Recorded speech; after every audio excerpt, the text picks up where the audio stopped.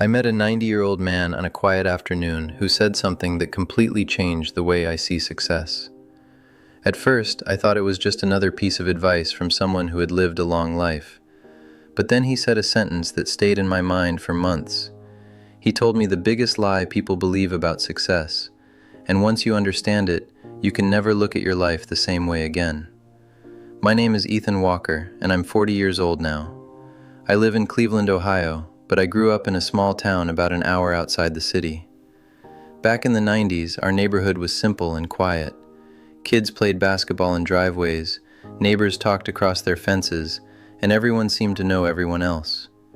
My father worked long hours as a mechanic at a local repair shop, and my mother worked mornings at a bakery downtown.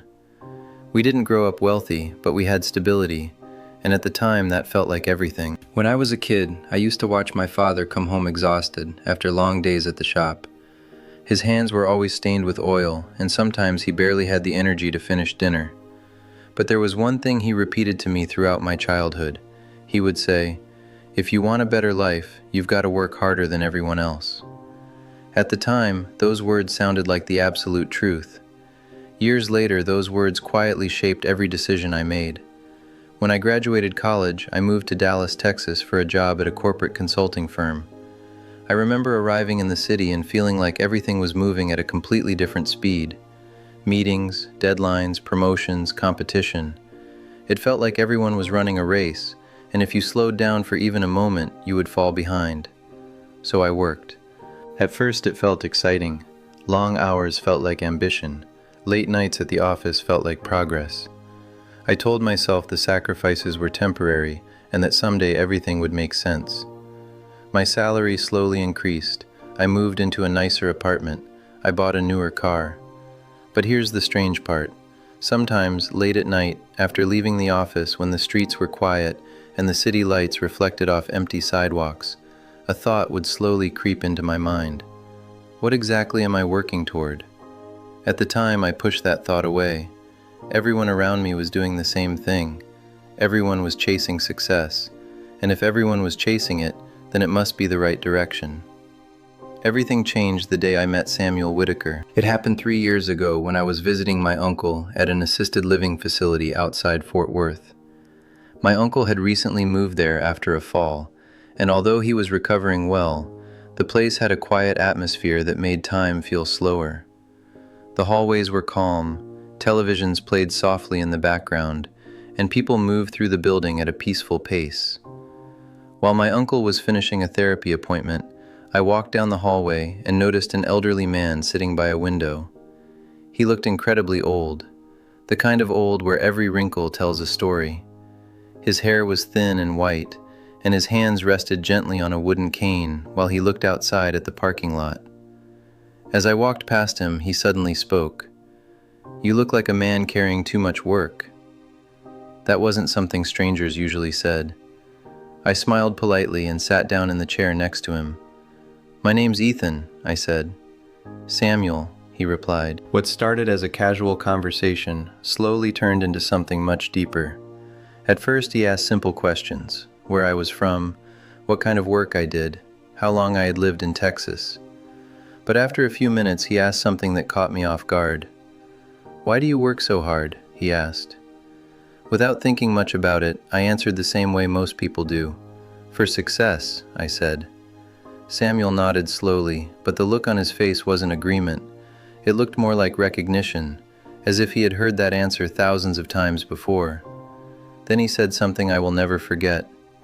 "I believed in success for 70 years, he said quietly, and it turned out to be the biggest lie of my life." That sentence immediately caught my attention. Naturally, I asked him what he meant. Samuel leaned back in his chair and looked out the window for a moment before answering. "When I was your age," he began, "I owned a construction company in Kansas City. I started with 1 truck and 2 employees. We built small houses at first. Over the years, the company grew. By the time I was 55, we were building office buildings and apartment complexes all across the Midwest." It sounded like the definition of success, but then he said something that completely changed the story. "I thought I was building the perfect life," he said quietly, "but I didn't notice what I was losing while I was building it." He paused and tapped his cane lightly against the floor. My time. He explained that during the busiest years of his life, he barely saw his family. His wife asked him to slow down. His children waited for him at dinner. But he always believed the sacrifices were temporary. Just a few more years, he would say.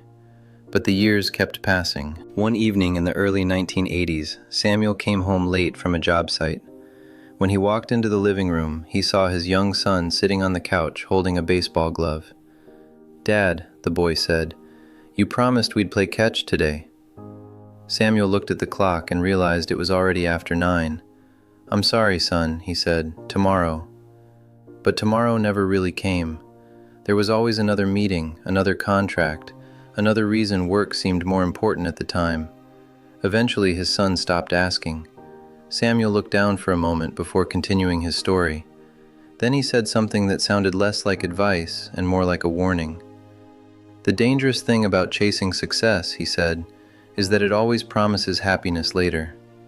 Later when the business grows, later when the money is secure, later when the hard years are over. But life doesn't pause while you're waiting for later." Years quietly pass, people grow older, moments disappear. Samuel's wife passed away 10 years ago. By the time she became sick, he had finally slowed down enough to spend time at home. But by then, decades had already passed. Thousands of small moments had already been traded away for work. "I thought success meant building something big," he said softly. "But the truth is, the most important things in life are usually small." He pointed toward the sunlight outside the window. Family dinners, conversations. Then he asked me a question that I still think about today. "When you're 90 years old," he said, "what do you think you'll remember more? The extra hours you worked, or the people who shared your life?" I didn't answer. Before I left that afternoon, I asked Samuel one last question. "If success is a lie," I said, "then what should people chase instead?" Samuel thought quietly for a moment. Then he gave the simplest answer I've ever heard. "A good life," he said. I drove back to Dallas that evening, thinking about everything he had told me. Something about that conversation stayed with me long after that day. Over the next year, I started noticing things I had ignored before. The family visits I kept postponing, the friendships I neglected, and the quiet moments I rushed through because I believed work was more important. So I started making small changes. I called my parents more often. I stopped working every single weekend.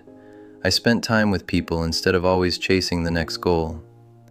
My career didn't fall apart the way I once feared it might, but my life slowly started feeling different, calmer, more meaningful, more balanced. And sometimes when I think about that afternoon in the nursing home, I remember the last thing Samuel Whitaker said to me before I left. He smiled and said, "Most people don't learn the truth about success until they're too old to change their lives. You're lucky. You heard it while there's still time." Life has a strange way of teaching us the lessons we need when we least expect them. Sometimes the wisdom that changes us the most comes from people who have already lived an entire lifetime. If this story made you think about what really matters in life, take a moment to reflect on your own priorities. And if you enjoy stories like this, don't forget to like and subscribe.